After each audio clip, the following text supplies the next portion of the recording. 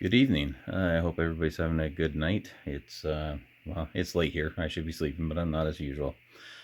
And I was working out, scrolling on Facebook on a break, and I did notice a situation somebody I know through Facebook had with their child in the vehicle, which kind of brought up this idea for this video. And since I was scratching my head about what to make a video about next, here we go.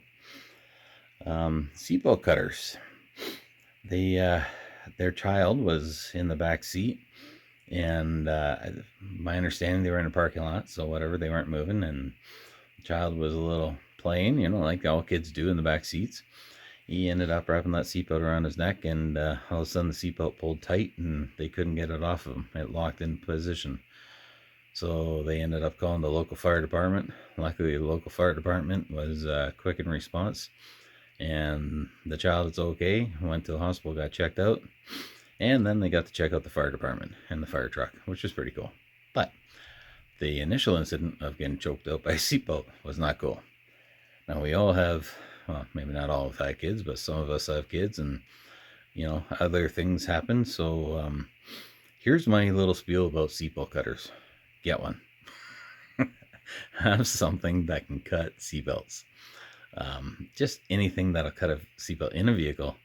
It can cut hoses, it can cut rope, it can cut seatbelts, whatever. It comes in handy. I'll go through a couple little choices that I keep around. As well, this one's a little bit of a bonus, and I'll go on that little rant afterwards. But so for seatbelt cutting, you got a couple different ways to go. The classic knife.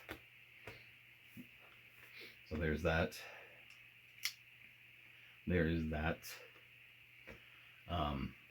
So this one here, this is a fixed blade with a Kydex sheath. Now, some of them fixed blade with a Kydex sheath, and it's got a little belt clip on it.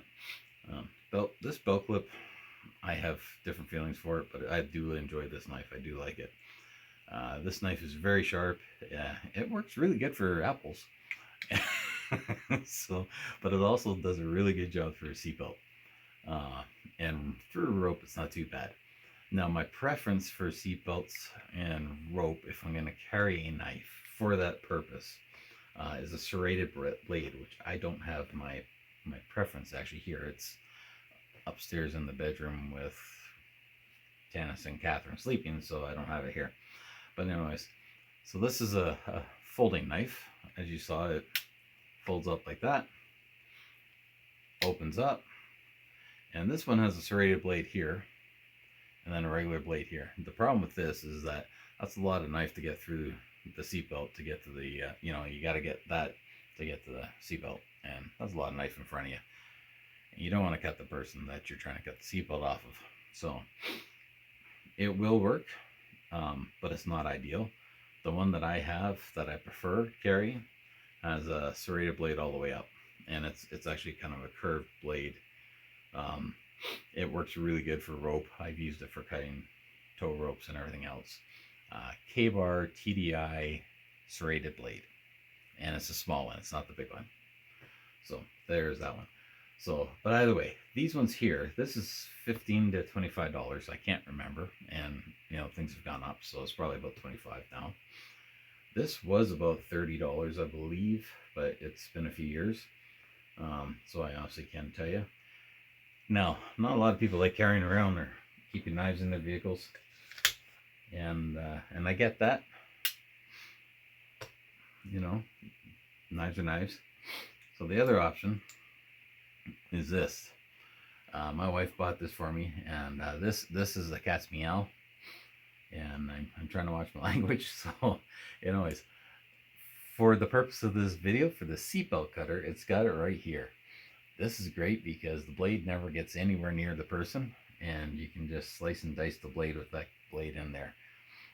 Just, don't pull a Greg and don't use that blade for anything else other than a seatbelt. And I haven't. This is actually just purely for a seatbelt, this one. My wife bought it as a 2-pack for about $25 to $30 at Costco. So on this side is glass breaker. Everybody's got their different opinions about the glass breakers. Be honest with you, whatever you hit with that's gonna hurt. So even if it doesn't break the glass, it'll still hurt what you're hitting. So on this side, it's got a magnet on it. Now this is where I'm saying, you know, this is probably a best bet because you get your most use out of something like this for the average person, I guess. It's got a magnet on this end, and then it's got flashlight here and flashlight here, or flashlight here, trouble light here. So I'll do it this way so you don't get blinded. That is a nice work trouble light, whatever you want to call it. That's 2 levels, so if you don't want to kill the battery, has a flashlight on the end right there, and then it has the red light. You can see that, there you go, and it'll blink, and then it turns off. Be nicer if you could select, but I mean, honestly, for the cost, you can't complain. Something like this at a gas station even would be perfect. I mean, you just never know what's going to happen, right? Power out, whatever. You just carry this with you at a gas station, and you have it in your hand as you're filling up your vehicle, whenever it's there. Power goes out, you got the flashlight handy. If not, you just keep it in your middle console, somewhere close to the driver's seat, but somewhere secure in the so it's not going to flop around your car compartment. So anyways, that's about that one, and it runs on 3 AAA batteries, so it's not bad. It's actually a fairly decent weight. Now the other option is, and this is a little more cumbersome for, you know, cutting the seatbelt, because you got to think about this, but a multi-tool, right? It's got a blade on it. This one locks. This one's well used and abused, and it will cut. This will do the job.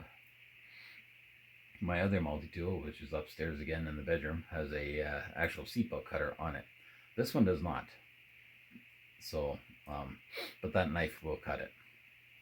So there's that. That's the other option. Now, one of my little gripes, I was in a conversation on, this is an old conversation, it's been a while since I had it. People were saying, well, why do you need to carry flashlights with you? And that's where this one comes in handy. It's a nice little small one, a little compact. You can see the size of it. It's not that big. You need to buy smaller ones that hang off your keychain. The reason I like this is because it has a magnet, and again, this one has your end flashlight, and then it also has a trouble light.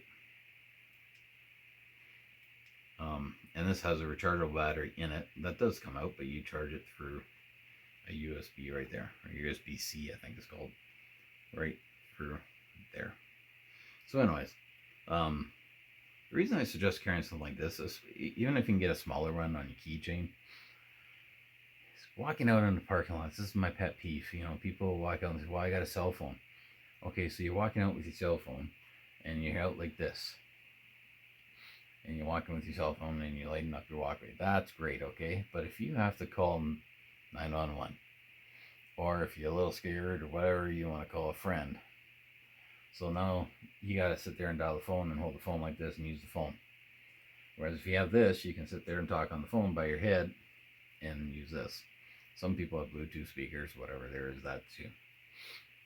The other trick is that when you're talking on the phone, you don't even have to be talking on the phone. You can pretend to be talking on the phone and holding the flashlight, lighting up your walkway. And, you know, if they think you're talking, it's one less reason for somebody to come up and bug you. You know, speakerphone though, when you call 911, if you feel threatened, that can come in handy, right? They hear it. So, but like I said, just something like this, small little flashlight, even smaller than this. These are, I think this was regular $40.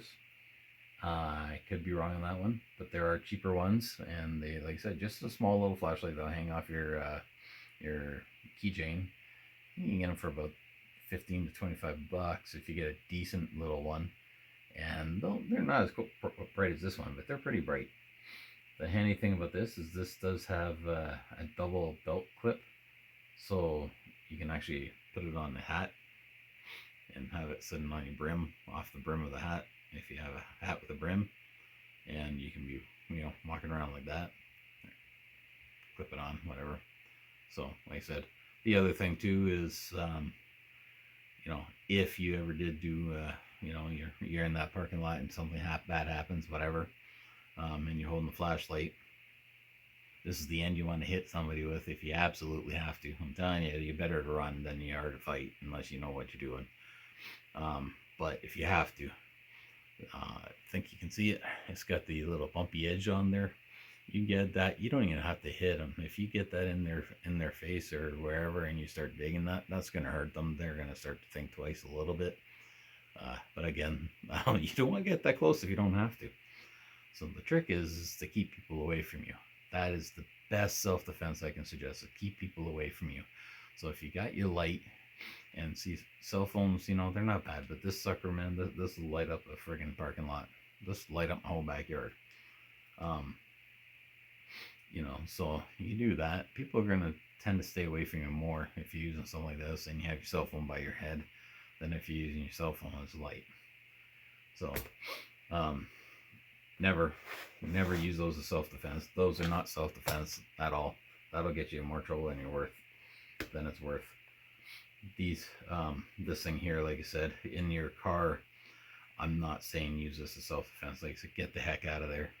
But in the worst case scenario, you got your little one in the back seat, someone's trying to pull you out of your car, and you get this and you hit them upside the head, get back in your car and drive the hell out of there. It'll at least stun them. It may not stop them, but it'll stun them a little bit. So that's my little rant about that. But like I said, I highly suggest, and please keep a little flashlight on you, just in your purse, keychains, whatever.